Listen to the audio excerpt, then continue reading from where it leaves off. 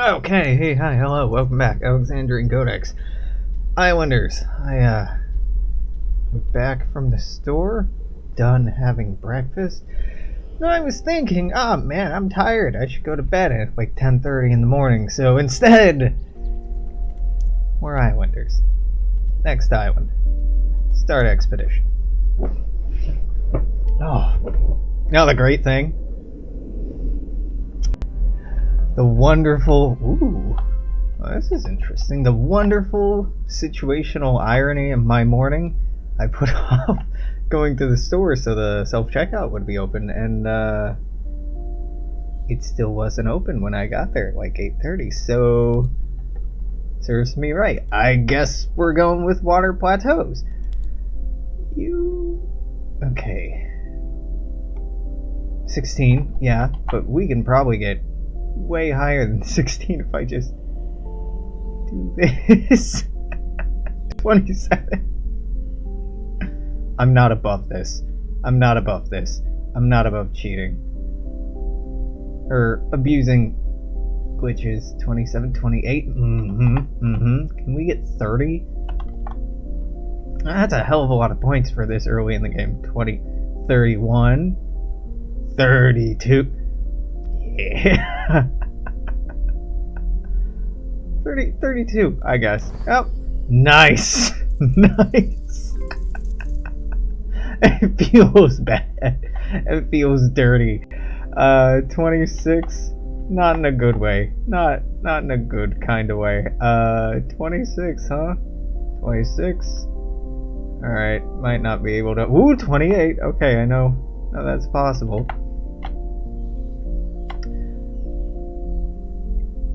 Do that. 20. This requires so much concentration just to slowly push it in there and wiggle it around, and I don't know what I'm talking about, but I don't like it. Yeah, it's a pretty day. I'm so happy it's starting to be late summer, early fall in Seattle, because it's rainy and mild temperatures. I mean, the hottest it gets here is like 80s, but fuck that. I had to grow up in Midwest summers and Midwest winters, so I had temperatures in the 90s and 100s, and I had temperatures that were below zero. And I'm done with that shit. I'm more than happy to live in a place where the temperature never really goes below 30 Fahrenheit and never really above 90 again Fahrenheit. It's nice. Okay, well, this might come back to bite me in the ass, and by that I mean it almost certainly will. But hey, points. No more buildable land, but points. Yeah, I think I'm gonna go with lumberjack. But first, before I do that, just let me shove some more wooden platforms underground. 24, 27, nice. A big part of the appeal of this game is the aesthetic, and I do feel like I'm betraying that core concept a little bit by just shoving things under the earth, but yep, I'm not that sorry. I'm not that sorry. I'm still doing it, so clearly I'm not that sorry. So if I just put one right on top, that's 17. Yeah, and then that's still 11 if I put one right here. Can I get better than 11 without doing that? I can get 11. Oh, I can get 12. Okay. Gonna have trouble putting this sawmill down. Okay, and then this one without destroying any trees. I can get a 2. That's terrible. Well, it's really not terrible. That's not that bad. This is the price of my sin. Well, we'll just put that off then and go with the city pack, I guess. I don't know what I'm doing. This is gonna be one ugly city. But I'm okay with that. I'm resigned to it. 23. Yeah,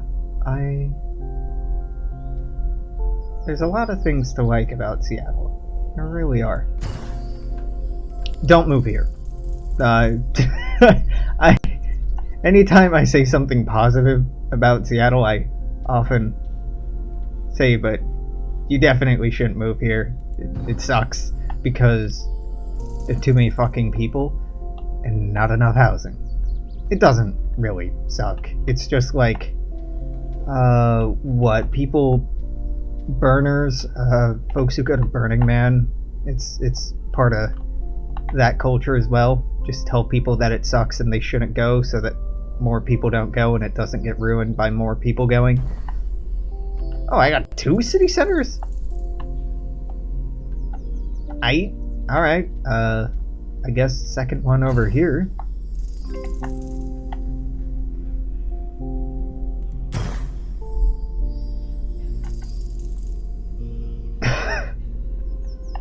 I really should have used those platforms for something more than I did. Let's go with Masons. And just farming pack. Brewing pack? And Shaman. Oh yeah, Shaman's good. Gonna start with the islands though. We have some beautiful parks. Not a lot of them. A few beautiful parks. Got some pretty good food. Do we have the best food in the United States out of all the major cities?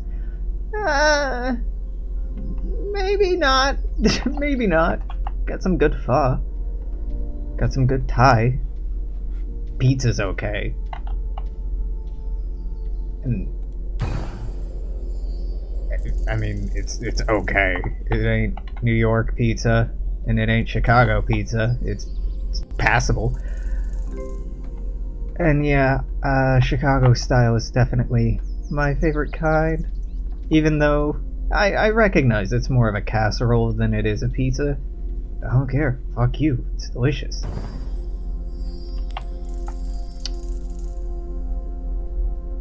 Let's plop this down right in between the other two.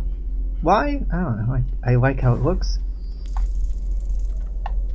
So you've got a few flowers here. You've got quite a few flowers here. And you've got just like a ton. So...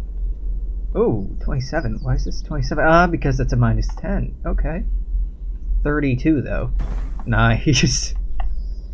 Getting a lot of points for things I normally don't associate with giving good... I don't want to call them kickbacks, but point gain that normally aren't as profitable. Or haven't been as profitable in my experience.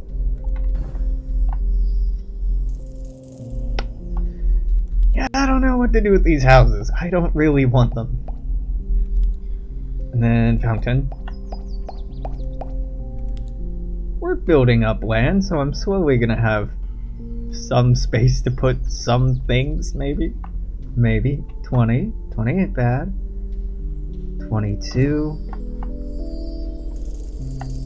I've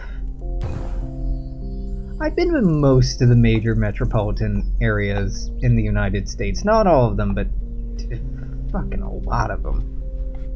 Though I was young enough, I don't remember all of them super well. I need to go back to New Orleans, Nolans, to experience it as an adult. And I need to go... I'm not actually sure about this. I feel like I should go back to Vegas when I actually have money to piss away, but really, why do that? It doesn't seem worth it. I've been to Vegas 3 times? 2 or 3 times? I've been more than enough. And I was under 21 the first time, so I couldn't drink at any of the casinos, and I instead just brought my own alcohol to drink before going out to pregame. This was on a school trip, by the way. And then we bought weed off of a dude on a bike who was just riding down the street yelling chronic. And I mean, how can you say no to that? Pretty easily is how you can say no to that, but it was wonderful. It was okay. It wasn't amazing. Just made me happy. Made me very happy. It was a fun trip. Actually very educational.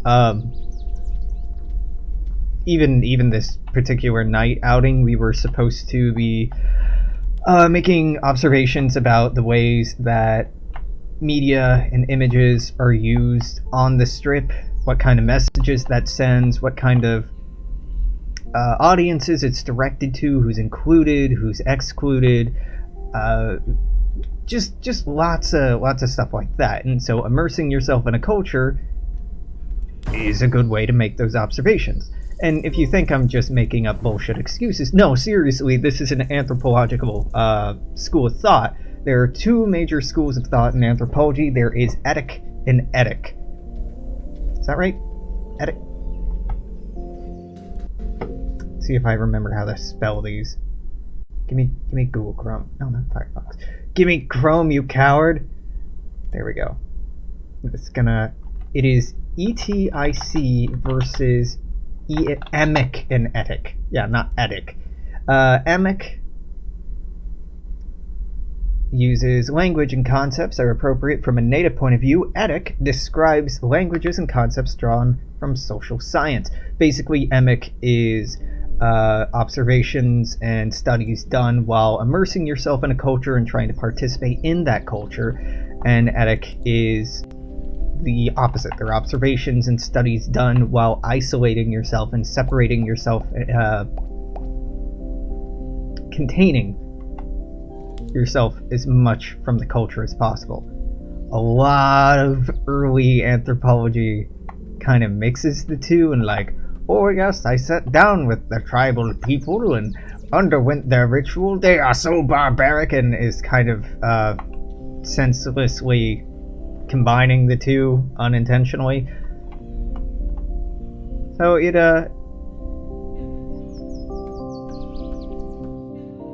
the intention was to immerse yourself and be mindful in that immersion. Be a observant participant, not a unwitting participant. 19? Hot damn. Yeah, probably not gonna do better than 19. 21. I lied. Alright. Well, not really a lie if I didn't know better. I was mistaken. Yeah, there we go. Can put one here. Can put one here. Yeah, let's put one way out there. Why? I don't know. Aesthetic. Give me more platforms. That was a very good trip. Learned about the unions and how unions train and organize in Vegas. Unions that work for the unions that represent the workers of different casinos and the standards that they have. They have some ridiculously high standards. Oh wow, the icons get smaller. I don't think I've intentionally stacked things up to the point where I've noticed this before. That's neat. Get both of these? No, can I get both of these? And so long. Went to a couple museums while we were there. One was like the Atomic Testing Museum that's down near there. And the other was a burlesque museum? I'm pretty sure there were other things too. Oh yeah, there was a very small African American history museum run by this fantastic older woman, just like out of a house. And the amount of cultural artifacts she had in there was heartbreaking. heartbreaking in that she had a lot of stuff.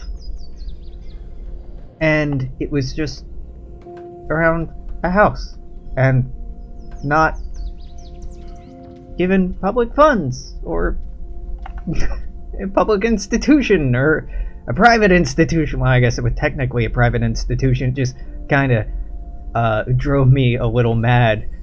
Like, this is everything wrong with our country. She has access to such a great archive here, and she's totally unsupported. And I can't remember the name of it, and I can't remember her name. It's been like a decade, but had a lot of respect for her. A lot of respect. At the time, and really every goddamn time I've been to Vegas or in Nevada,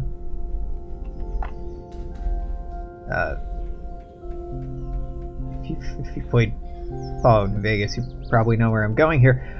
Every time I've been in or around the Mojave, patrolling the Mojave almost makes you wish for nuclear winter. Is something I have to text to a couple of friends of mine. If the New Vegas jokes are good. I think one of the times, maybe the first time I went to Vegas, I almost said New Vegas. No, I don't remember the first time I went to New Vegas. Do I? No, maybe. I was playing.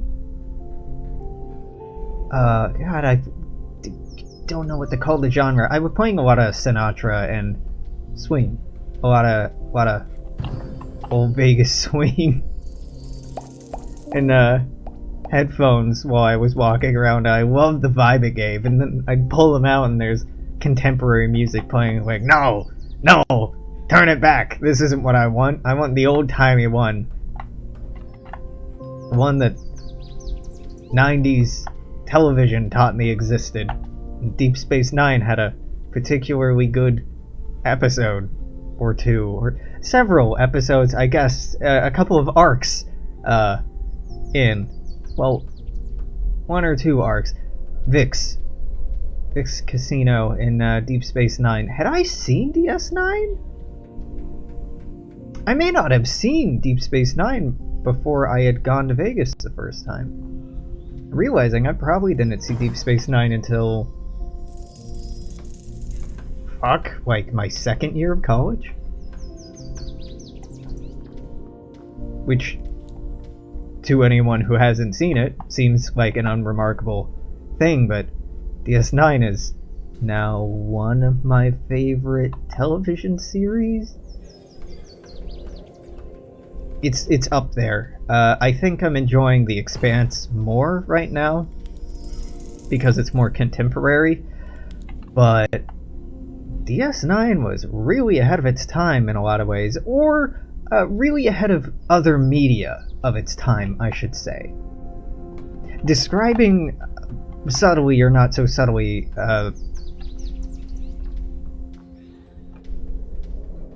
what is the word? What is the word I'm wanting here?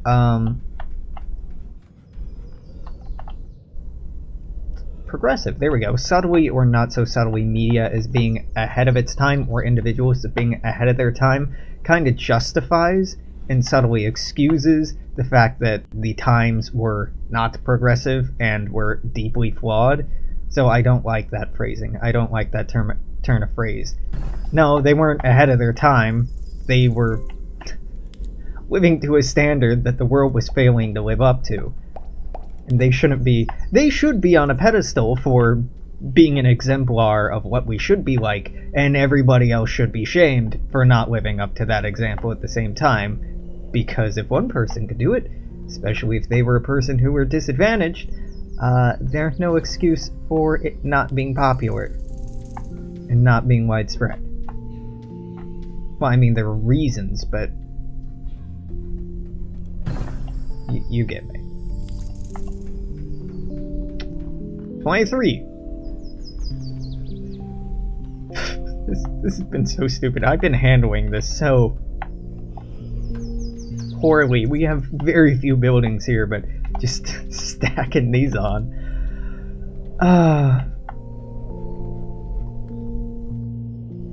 San Francisco I like a lot. I'm trying to think where my favorite city is. I like Seattle a lot. It's fine. As far as museums go. I made a very disappointed post after visiting the Seattle Art Museum.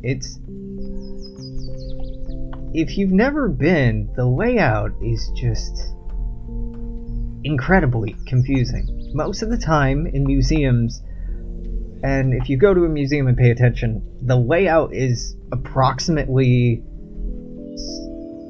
circular.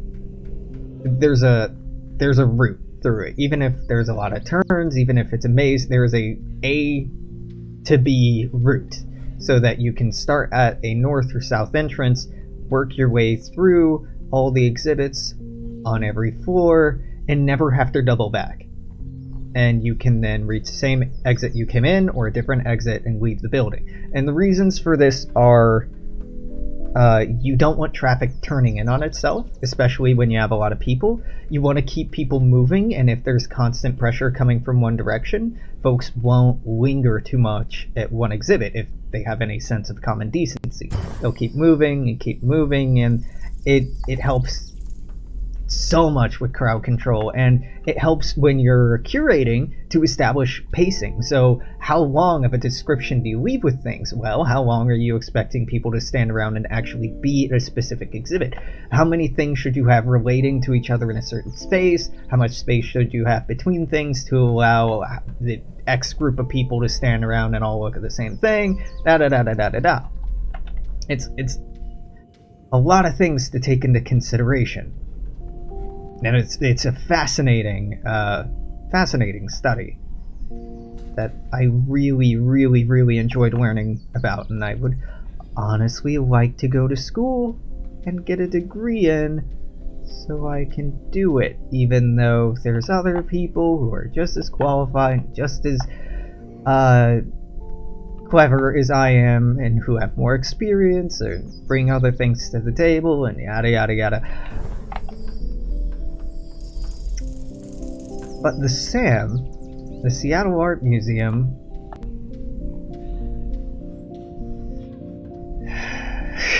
it's set up like a grid. It's set up like a city grid. There's a lot of hallways that are just on a fucking grid, running parallel and intersecting with one another, and then some just like dead end in a corner and don't loop back on themselves. They just have one way in and one way out. And the descriptions on art there just irked to me so much. A lot of space and a lot of text is given to what collection the art came from, and who donated it, and what year it was donated, and no real space given, not as much space, I should say, given to the historical, cultural context of the piece. Why it's significant, what else was going on in the region at the time, what influenced this person, who taught them, who did they teach, what were the, etc., etc., etc. The Seattle Art Museum, to me, seemed pretty clearly an institution that facilitates rich people showing off art that they have or that they're associated with, and is not so much an effective educational institution. And I know that there are people who went to school way longer than me and have been working in the field way longer than I've been alive, probably, working for SAM, so I'm dumbfounded why it's this way. And honestly, like, most of the art there isn't really that impressive.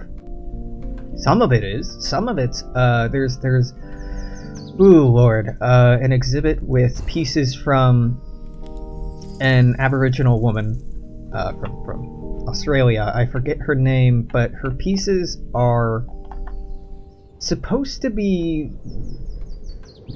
visual representations of a space without it being a map, but more being an impression of her feelings or memories of a space or something like that.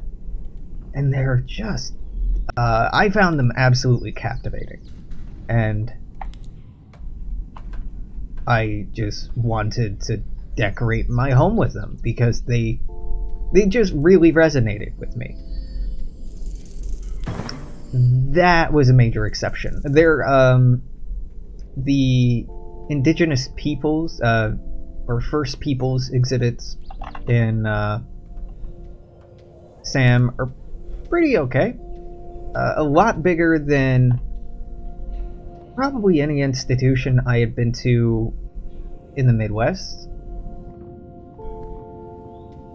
No, that's not true. It's about as big as the Field Museum's old exhibit is. The Field Museum probably has a bigger exhibit, and they're reworking their exhibits. And the thing I love about the Field is a segue. So the Field has had their First Peoples or Indigenous Peoples exhibit up for a while, and they had been getting complaints from an individual, and this individual is an Indigenous American.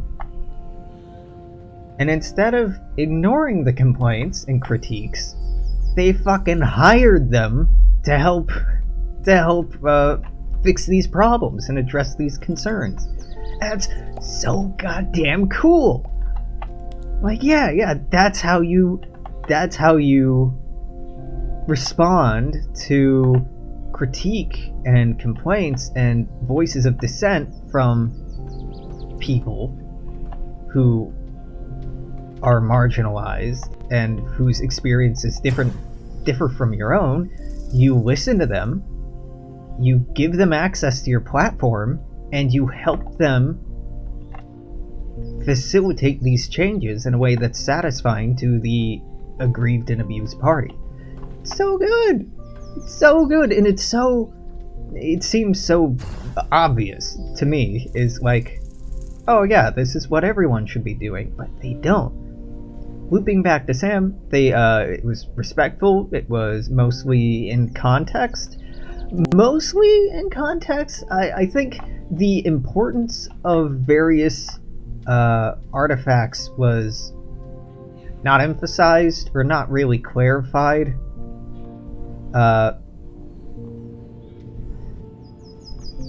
And it was kind of regionally divided, divided by nation or by tribe, but the borders were really iffy, and I think there was like one map showing where some of these peoples were from to give like, I know where fuck tons of First Nations in North America were regionally and are regionally, because I've studied it for like hundreds of hours, and even then I feel like I just know the tip of the iceberg.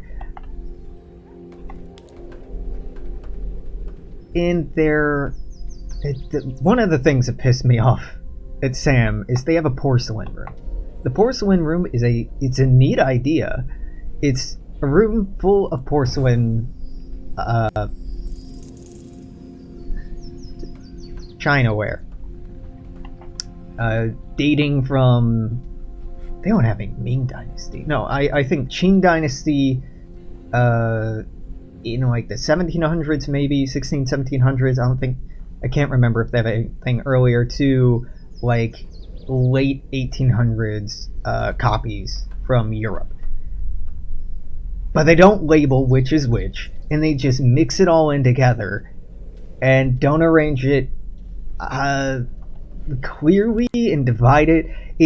It's interesting and provocative in the sense that it might be intentional, and the message or theme it's trying to explore is, are they really so different? Why is this more valuable than this? Can you, the participant, the audience, the museum goer, tell the difference between the genuine article and an imitation? And like, what, involve yourself in that process a little bit. And if that's the idea, that's interesting. But still, fundamentally, I believe museums are institutions which have the ethical obligation and responsibility to share and to teach and to educate and to have people leave the building more aware of a wider world and more considerate of a wider world than when they came into the building. That, in my heart and in my opinion, is what academic institutions should strive for bettering our awareness and understanding of humanity. And I, time and time again, felt like the Seattle Art Museum really failed to meet that challenge, really failed to rise to that call. There was a lot of interesting things to look at, but outside of context and outside of a clearly defined narrative, outside of things to that effect, it gets kind of loopy and weird. There's a temporary exhibit right now, and I'm saying this in September 2019, if for whatever reason you're watching this significantly later. Hi! That involves pictures of Nirvana performing. I have a hard time thinking of anything... Well, no, I don't, but... Nirvana would have hated that. These young dudes were anarchistic as fuck. They absolutely hated and loathed bougie institutions like the SAM or collections like that, and there's pictures of them performing as like the visual representation of noise or some shit, or trying to take a snapshot of this moment in history and like, this was what it was like, it's so raw and visceral, but you're ignoring their politics, you're ignoring their ethics, you're ignoring their identity, and it's just a slap to the face of these people to put it in here. Because you're not counterculture, you're not cutting edge. This institution and the exhibit don't stand in defiance of the cultural norms and societal tendencies that so beautifully angered and disturbed these people. No, you're like a blatant manifestation of it. You can't escape commodification in the United States and in capitalism. If your image, if your identity, if your politics can be made profitable, it will be made profitable. If it can be assimilated and there's a good word for it that I'm forgetting right now. Commodified. Easy word. It will be. It absolutely will be. Look at Dr. King, for example. Dr. King was a socialist. Was he was by any definition a socialist, and quite a obviously well-spoken and impassioned one. But if you were taught about Dr. King in the United States today, what you're taught about is, oh, what a good pacifist he was, and he didn't want to resort to violence like the Black Panthers. No, man, he just recognized that you had to take multiple paths to reach a goal. That the institutions of the United States would, in all likelihood, be more receptive and more sympathetic to a certain kind of cause than they would be another. He was just playing the cards he was dealt and trying to get an end result that he wanted. He was very smart, very passionate, wonderful, brilliant human being. And the idea of him being characterized as what he is largely is just heartbreaking. The same thing can be said for Einstein. Einstein, my dude was well, probably polyamorous. He definitely didn't like monogamy very much, and he was not by any means a good husband, at least from the accounts that have survived him. And really, that's all we ever are, in the long scheme of things, or the accounts that survive us. He was also a socialist. He talked about capitalism being only making sense if you were like profoundly ignorant, and it being defiant of the inherent laws of the universe and inherently broken, and lots of stuff like that. And yet Einstein is idealized in the United States as being a genius for the physics and the science. But if you look at his politics, we don't talk about that. We don't talk about his politics. Yeah, he was a genius. What did he believe in? Fucking socialism. No. He just E equals MC square and squared and something atomic bomb. God bless America. Then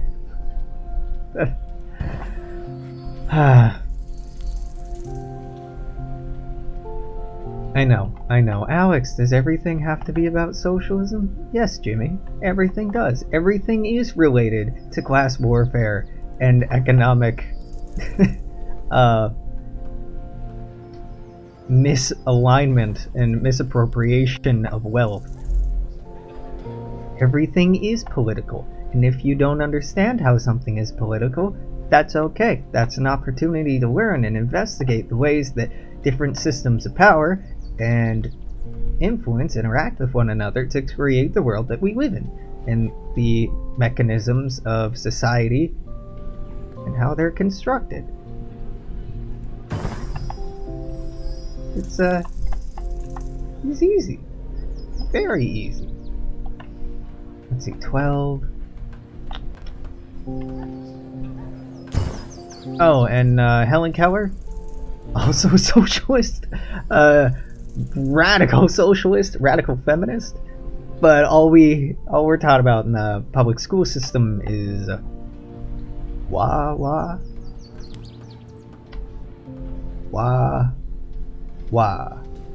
is what we're taught. Is that wow, isn't it amazing? The narrative around Helen Keller and the public school system in the United States is really kind of a circus event. Like, ooh, look at this person and how different they are, and yet she was able to learn because she was taught how to be more normal. Isn't that amazing? I know it's intended to be taught as like, look at the amazing challenges she had to overcome, but that is not the tone that classes in the US take. That is not the tone that movies about her and fiction or non-fiction about her often takes. The tone is very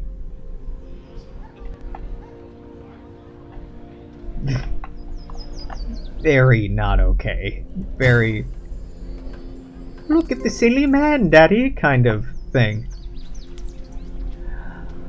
Balloons! This island is doing phenomenally better than I had thought it would. I'm so glad I went for the scummy tactics of just sliding more platforms under there. 19, probably about the best I'm gonna get.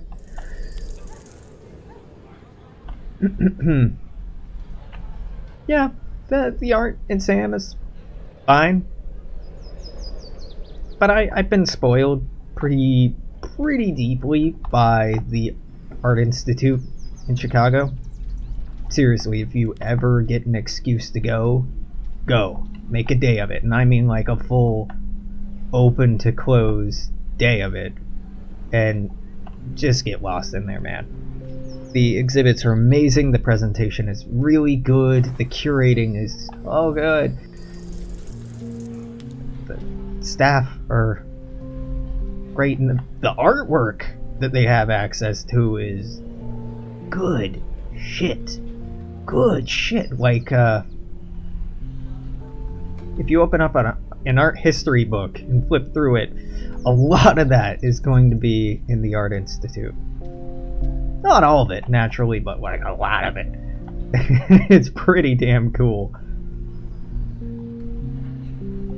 I don't know. I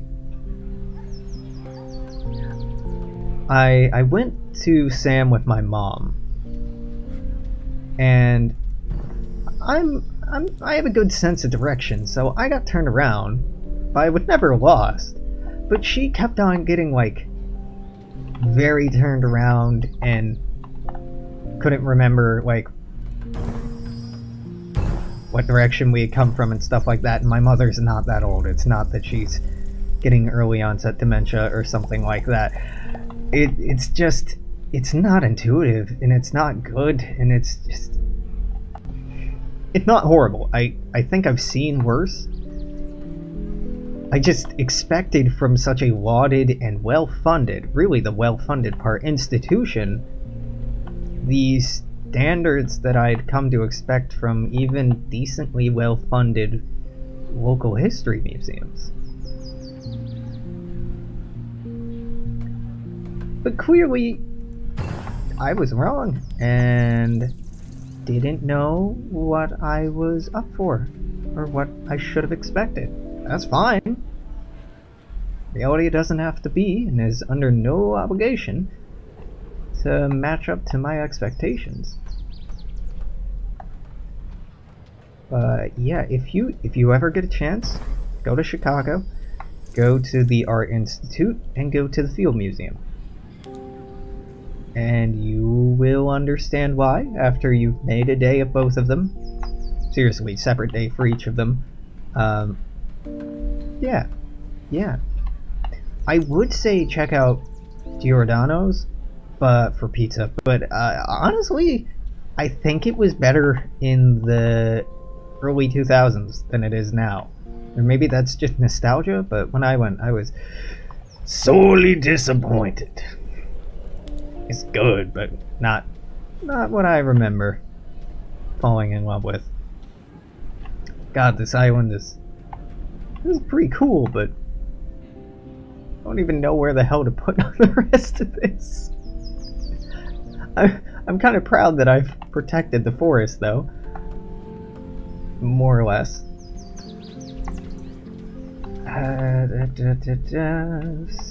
6. This is where Islander starts running out of steam for me, is when I have to go just waving around the entire island like, okay, it's a 16 here, but a 12 here, but if I do this here, it's fun. But also at a certain point, if it requires just a little too much thinking and not enough chill vibes, then your boy out. Your boy starts checking out a little bit, and I just start clicking. Is that because I have a short attention span? No, I have a very long attention span. It's because that's not why I'm playing this. That is not what I want out of this experience. All plateaus? Okay, yeah, more platforms for my platform, so I can platform while I platform. Yo, dog. I do need to go back to the Smithsonian. I absolutely have to go back to MoMA. I have to go back to a lot of the big East Coast museums, because I was like 10 the last time I went, and I remember very, very little. I would absolutely love to be blown away by them, and for any museum to supplant my favorites. I would love, that is best case scenario for me, is to make a new favorite. I want to go to museums and be like, wow, this blows everything out of the water. Really, I want that with most of my life's experiences. I want new things to ruin old things for me. Or at least provide such a dichotomy shift and paradigm shift for me. Dichotomy shift isn't the right phrase, paradigm shift for me, that it's impossible to go back. And it's exhausting to experience that in our lives, but oh, it's so good. Paradigm shifts are so good. I saw fireworks in Connecticut, I think in New Haven maybe? Or over the Long Island Sound, I can't remember. When I lived in there in 2001, 2002? And I was like, ooh, wow, yeah. Now I went back to Indiana, to Lafayette and West Lafayette. And my first year back, we saw the fireworks, and I told my dad I didn't care and that they were just fireworks and I didn't want to go. And I was, what, like 10? Oh, what, 2003? Yeah, I was like 11, 10 or 11 at the time. And he called me jaded. Yeah, maybe, but being jaded isn't such a bad thing. Having higher standards and learning about a wider world and having that change your perspectives on things isn't bad. Yes, I appreciate that just because you find new things and you've experienced new things, that old things don't then become worthless. But it does impact your understanding and appreciation of those things. I think that's unavoidable. That seems to me to be an unavoidable consequence of learning and experiencing more. My favorite Bible verse, Lord, I can't remember what it is. What book and chapter? He who increaseth knowledge increaseth sorrow. Ecclesiastes 1:18. Some good shit. And essentially, the motive of it and the idea of it is that, well, in context, because context does matter, in context what it's talking about is that knowledge isn't a worthwhile pursuit, that it's only going to get you hurt, and that instead you should place your faith in God and be contented with that, because the pursuit of knowledge is seductive and you'll get lost in it and it will only lead you to being unhappy. And, you know, maybe a little bit.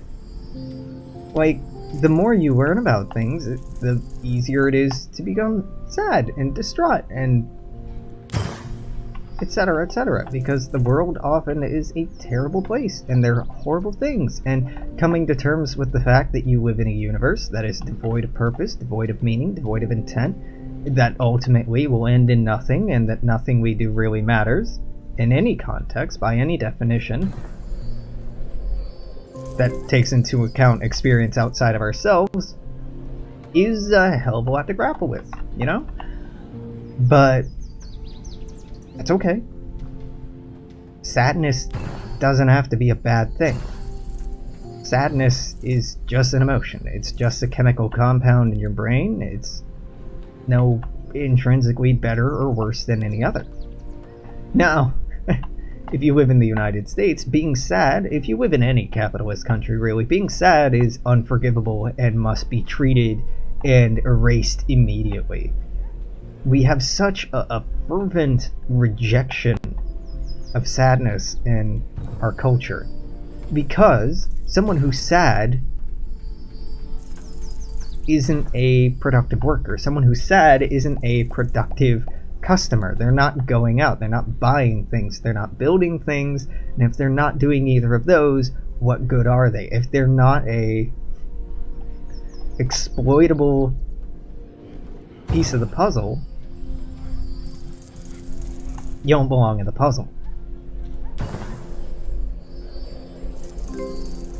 And yeah, happiness is what our brains like to reward us for. It's what feels good. But it doesn't mean it should be the default, and it doesn't mean that it should be the only thing we feel.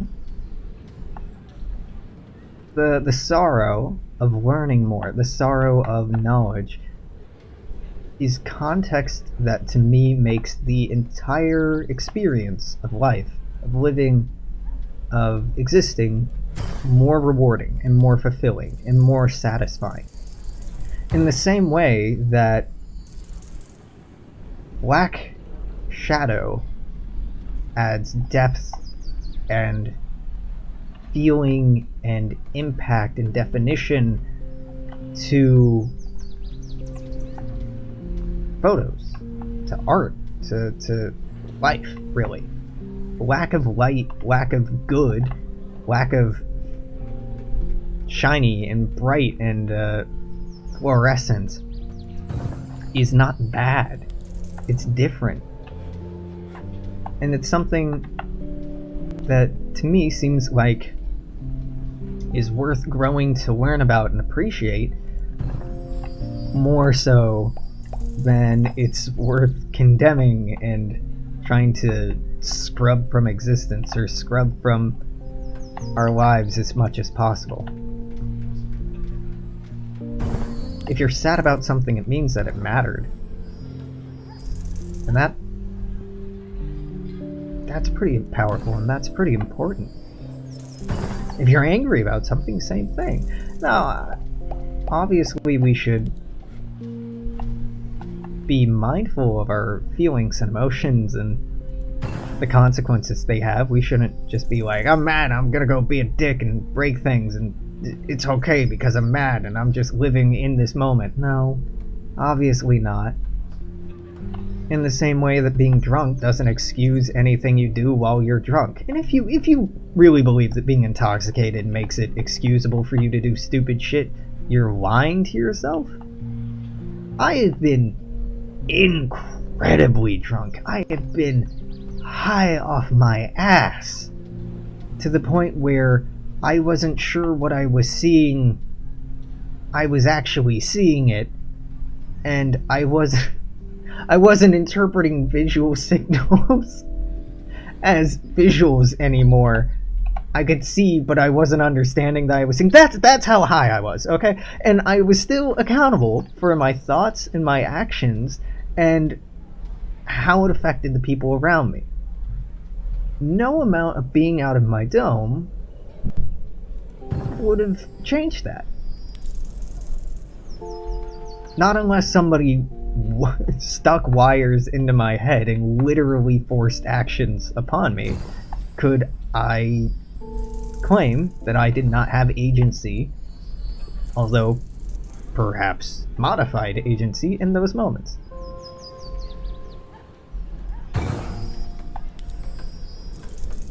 You know, feel what you feel. Think through it, feel through it, talk through it, write through it, work through it, make art about it, share it. Go to therapy if you have to. Talk to your friends if you have to. Adopt religion if you have to, and you can't handle it and can't make sense of the world any other way. But don't demonize yourself for feeling how you feel. And if the way you feel is dangerous, if the way you feel is destructive, obviously don't act on it. But try to understand it and try to seek out people, professional, educated, kind, non-manipulative people who can help you better understand it.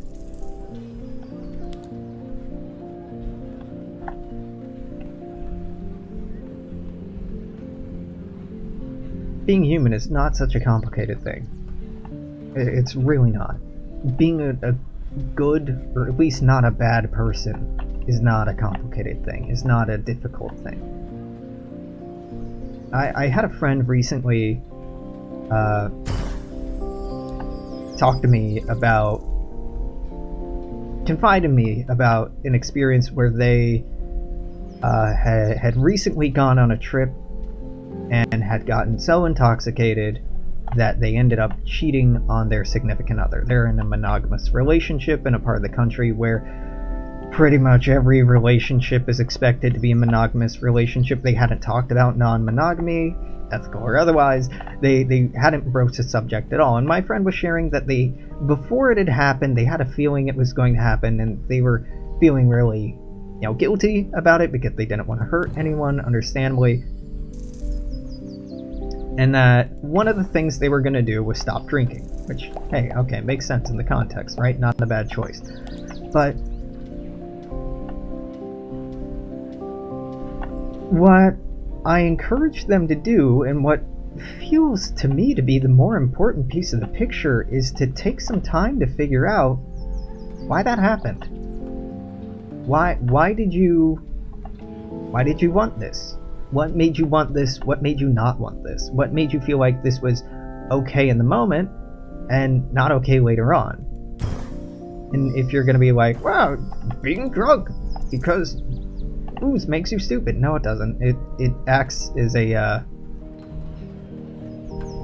lowers your inhibitions, but the underlying logic of why you do things when intoxicated is the same faculty, same logical process and song and dance, if you will, that you would go through sober. And if you could justify it to yourself in a inebriated state of mind, you likely could have convinced yourself to do it while sober as well.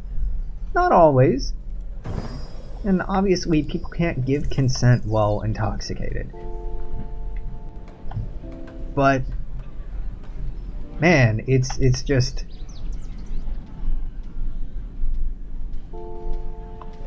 to me, that seems like such a obvious opportunity to take a time to reanalyze what you want and what you feel, and the kind of relationships that are good for you and aren't good for you. Is monogamy actually healthy for you? Is non-monogamy something you want to explore?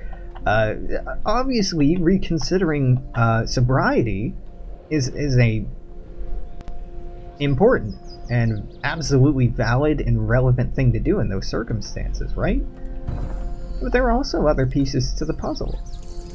And in the part of the country that they live in, that my friend lives in, often the reaction to someone engaging in extramarital relations, even though they're not married, extracurricular activities, I guess, is shame. And, oh, you're so bad and sinful and such a dishonest person. How could you ever do that to someone? Dog, we're animals. We're animals.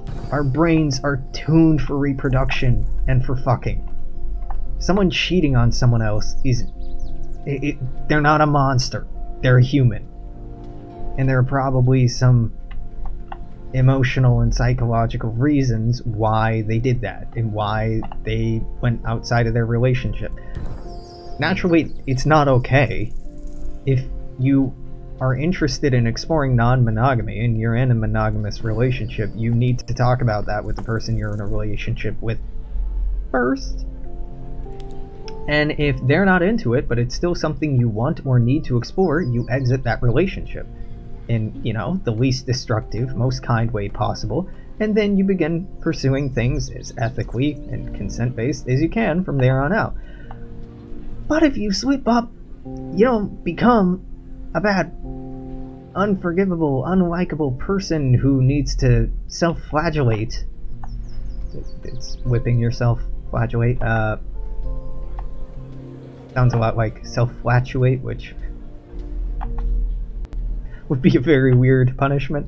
Well, I guess that's a value statement, but still. Yeah, it doesn't make you awful. It just makes you what you are and who you are, and that's okay. I'm not seeing a place where I can place this and get enough points to make it worthwhile.